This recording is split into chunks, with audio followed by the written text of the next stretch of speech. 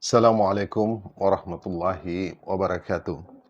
Bismillah, alhamdulillah, wassalatu wassalamu ala rasulillah, wala hawla wala quwata illa billah, amma ba'du. Sahabat peci rahimakumullah yang dimuliakan Allah, alhamdulillah kembali kita hadir di tengah-tengah sahabat semua dalam buletin dakwah kafah. Kali ini edisi 281. Tugas mulia ulama menjaga warisan Nabi Sallallahu Alaihi Wasallam. Bismillahirrahmanirrahim. Satu abad sudah khilafah sebagai satu-satunya sistem pemerintahan Islam dihancurkan bahkan dihapuskan dari peta dunia. Satu abad pula khilafah sebagai ajaran Islam terus berusaha dihancurkan, dihapuskan dari benak kaum muslimin.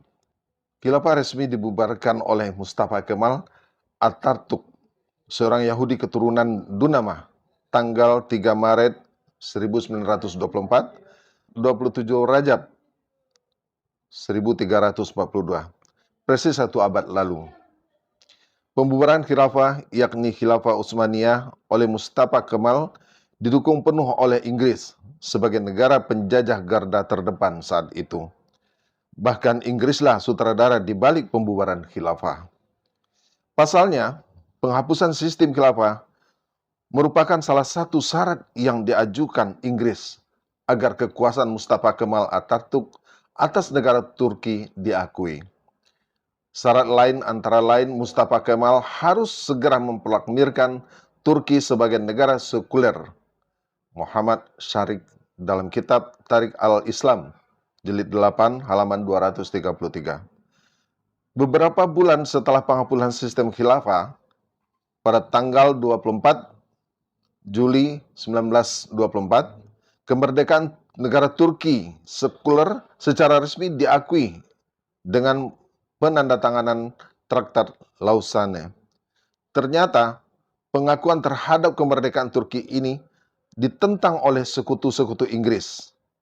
Namun, untuk meyakinkan para sekutunya, seorang pejabat Kementerian Luar Negeri Inggris saat itu, George Curzon, berkomentar, intinya permasalahannya adalah bahwa Turki telah dihancurkan dan tidak akan bangkit kembali. Pasalnya, kita telah menghancurkan kekuatan spiritualnya, khilafah dan Islam. The Middle East, volume 30, bagian 4, halaman 39. Sahabat peci, rahimakumullah yang dimuliakan Allah. Satu abad wacana menolak khilafah.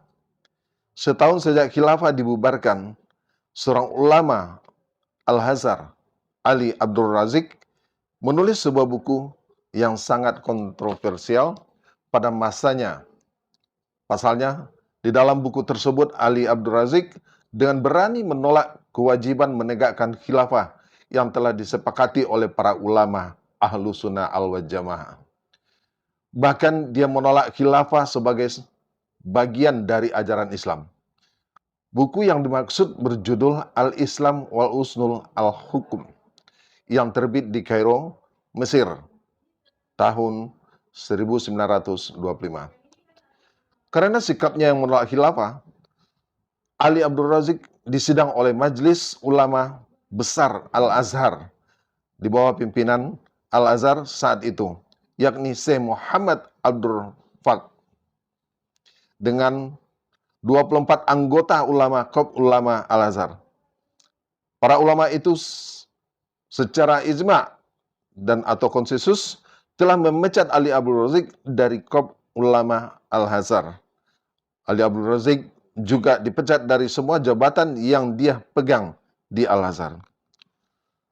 Keputusan Kop Ulama Al-Azhar tersebut seolah ingin menegaskan bahwa Ali Abdul Razik tidak layak lagi menyandang status ulama, apalagi ulama Al-Azhar, karena telah menolak khilafah.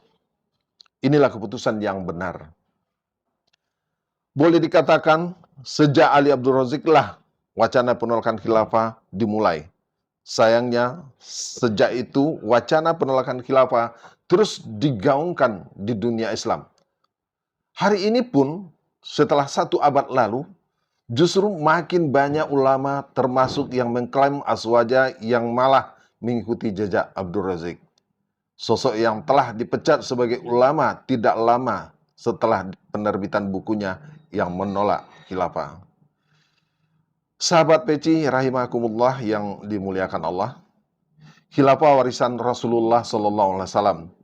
Rasulullah Sallallahu Alaihi Wasallam pernah bersabda, kalian wajib berpegang teguh pada sunnahku dan sunnah khulafaur rasyidin yang mendapat petunjuk, dan gigitlah ia oleh kalian dengan gigi geraham. Hadis riwayat Abu Dawud. Sunnah khulafaur rasyidin yang paling menonjol tentu saja adalah khilafah al-rasyidi al-minhaj an-nubuwah. Khilafah ini merupakan kelanjutan dari daulah Islam atau negara Islam yang didirikan oleh Rasulullah SAW sejak pertama kali beliau hijrah ke Madinah. Dengan demikian, daulah Islamlah atau khilafah lah merupakan satu-satunya sistem pemerintahan Islam yang diwariskan oleh Rasulullah SAW, yang wajib dipegang teguh oleh seluruh umat Islam. Wajar jika setelah era Khulafaur Rasyidin berakhir, kaum muslimin secara terus-menerus melanjutkan kepemimpinan khilafah ini. Berakhirnya khilafah di era Khulafaur Rasyidin segera dilanjutkan oleh khilafah era Umayyah, kemudian era Abbasiyah, dan yang terakhir era Utsmaniyah. Sayangnya, di era Utsmaniyah inilah khilafah dibubarkan oleh musuh-musuh Islam setelah tidak kurang 14 abad menjadi institusi penjaga Islam, serta pelindung dan pengayom kaum muslim sedunia. Padahal pada era khilafah pula kaum muslimin mencapai puncak kejayaannya dan masa keemasan peradabannya. Padahal pada era khilafah pula kaum muslimin mencapai puncak kejayaannya dan masa keemasan peradabannya. Hal ini telah banyak diakui oleh para ahli barat yang jujur. Salah satunya Will Durant.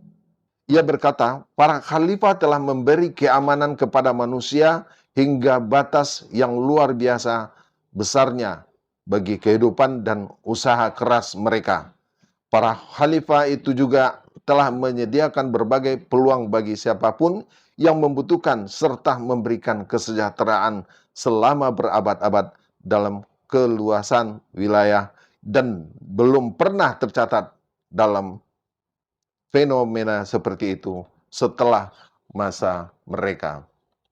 Kegigihan dan kerja keras mereka menjadikan pendidikan menyebar luas sehingga berbagai ilmu, sastra, falsafah, dan seni mengalami kejayaan luar biasa yang menjadikan Asia Barat sebagai bagian dunia yang paling maju peradabannya selama 5 abad. Will Durant dalam bukunya The Story of Civilization. Cukuplah pernyataan Will Durant ini sebagai pantahan terhadap mereka yang menuding khilafah sebagai ancaman bagi dunia. Sahabat peci yang dimuliakan Allah, khilafah ajaran asli ulama aswaja.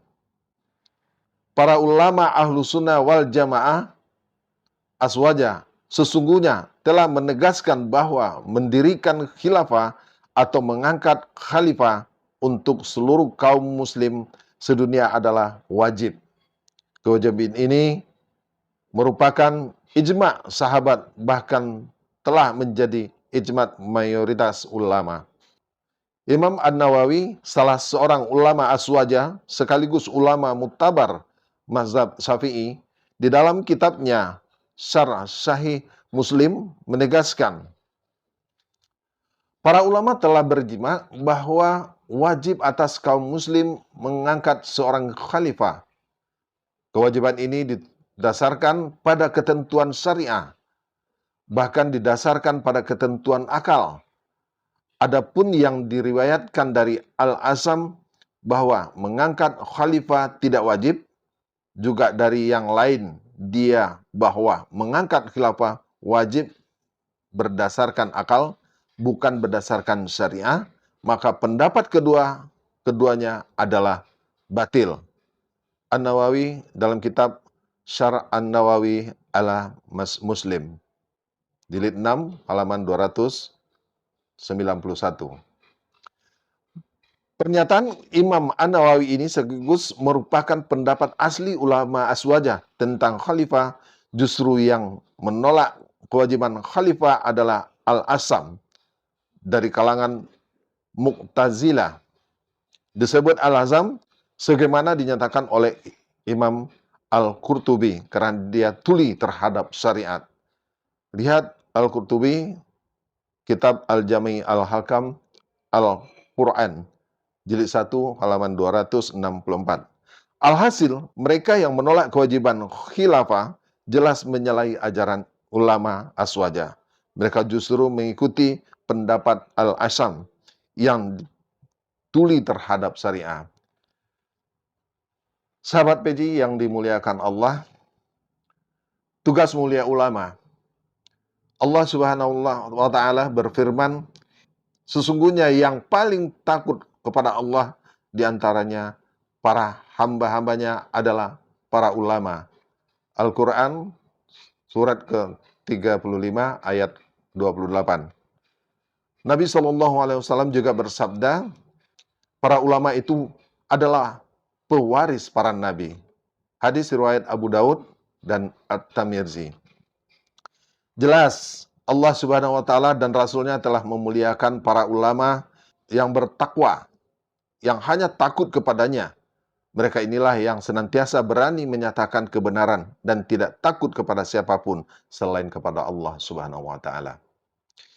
Khilafah jelas ajaran Islam. Khilafah bahkan merupakan bagian dari syariat Islam yang agung. Kewajiban menegakkan khilafah pun telah disepakati para ulama sejak dulu. Karena itu, para ulama saat ini harus menyuarakan khilafah dengan benar, sebagaimana yang dijelaskan oleh para ulama dulu. Bukan menjadi penyambung lidah para penolak khilafah, apalagi di barisan mereka berdiri gembong kaum kafir penjajah. Baik dulu seperti George Carson, maupun kini seperti George Bush, Tony Blair, dan para pemimpin kafir barat penjajah lainnya yang memang membenci khilafah. Ingatlah, tugas ulama adalah menjelaskan ajaran Islam, termasuk khilafah, apa adanya kepada umat manusia. Allah Subhanahu wa Ta'ala berfirman, hendaklah kalian menjelaskan isi kitab itu kepada umat manusia dan tidak kalian sembunyikan. Al-Quran, surat Ali Imran, surat yang ketiga, ayat 187. Sesungguhnya menegakkan khilafah di muka bumi merupakan kewajiban yang paling agung. Dasarnya, selain Al-Quran dan Sunnah, adalah ijma' sahabat. Imam Al-Haytami menyatakan, bahkan para sahabat menjadikan pemilihan dan pengangkatan khalifah sebagai kewajiban paling penting. Buktinya mereka menyibukkan diri dengan pemilihan dan pengangkatan khalifah tersebut seraya menunda sementara pemakaman Rasulullah SAW. Al-Haytami dalam kitab Al-Sawaik Al-Muhri halaman 55. Sahabat peci yang dimuliakan Allah, alhasil yang semestinya dilakukan oleh para ulama saat ini bukan saja menyuarakan kewajiban menegakkan khilafah, harusnya mereka pun turut berjuang untuk menegakkan kembali khilafah. Ini jelas selaras dengan ajaran para ulama Aswajah seperti Imam An-Nawawi, Imam Al-Haytami, Imam Qurtubi, Imam Al-Ghazali, Imam Al-Mawardi, Imam Ar-Rasidi, Imam Ar-Ramli, dan lain-lain. Bahkan Imam Asy-Syatibi, seorang ulama besar yang pendapatnya tentang maqasid asy-syariah sering dijadikan dasar untuk menolak khilafah, memandang khilafah sebagai fardu kifayah. Asy-Syatibi dalam kitab Al-Muwafaqat jilid 1 halaman 127. Menurut Syekh Mahmud Abdul Karim Hasan, maqasid asy-syariah ini justru hanya akan terwujud di dalam sistem khilafah, bukan dalam sistem pemerintahan demokrasi sekuler ataupun yang lain, meski di bawah payung piagam PBB sekalipun, yang notaben bukan syariah karena tidak diistinbat dari Al-Quran dan As-Sunnah. Wallahu a'lam bishawab. Demikian Buletin Dakwah Khafa edisi 281, ya, tugas mulia ulama menjaga warisan Nabi SAW. Alhamdulillah. Mari kita tutup dengan doa kafaratul majelis. Subhanakallahu wa bihamdika wa asyhadu an la ilaha illa anta astaghfiruka wa atubu ilaik. Wassalamualaikum warahmatullahi wabarakatuh.